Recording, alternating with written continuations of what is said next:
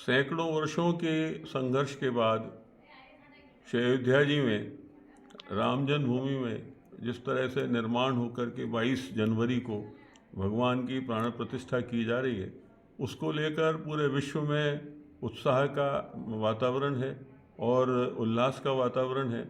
उस क्रम में 22 जनवरी को सभी पवित्र स्थलों में, तीर्थ स्थलों में, देव मंदिरों में किसी न किसी रूप में आयोजन किए जा रहे हैं। उसी क्रम में गलता जी में भी उस दिन विशेष रूप से भगवान का अभिषेक यहाँ होगा और उस अभिषेक के बाद भगवान का 1000 नाम, भगवान राम के 1000 नामों से सहस्रार्चन किया जाएगा और पुष्प याग जो है वो पुष्पों से उनकी अर्चना की जाएगी।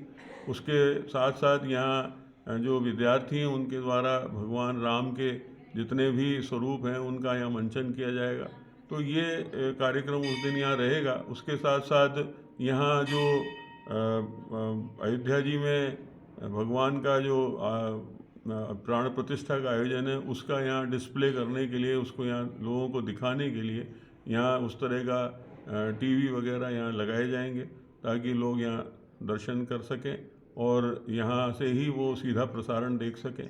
और उस क्रम में यहाँ जो है कुछ लोगों के द्वारा जो हमारे भगवान से भावना रखते हैं, यहाँ स्थान से जुड़े हुए हैं, वो लोगों के सहयोग से ये इस प्रकार का आयोजन यहाँ गलता जी में किया जा रहा है। उसके साथ मैं इस बार नगर निगम को भी साधुवाद देता हूँ कि उन्होंने इस बारे में, जैसी हमारी चर्चा चल रही है, उन्होंने इस बारे में सोचा है। तो यहाँ रंगोली और जो मंदिर प्रशासन के द्वारा जो भी रोशनी आदि का प्रबंध किया जा रहा है उसके अतिरिक्त रोशनी की प्रबंध, कुछ फूलों की साज सज्जा और रंगोली आदि का जो है वो व्यवस्था, कुछ रोशनी की विशेष व्यवस्था के साथ साफ़ सफाई की व्यवस्था, ये निगम के द्वारा जो है वो करने का मानस बनाया गया है।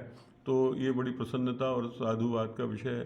तो मैं समझता हूँ ये आयोजन अति विशिष्ट है।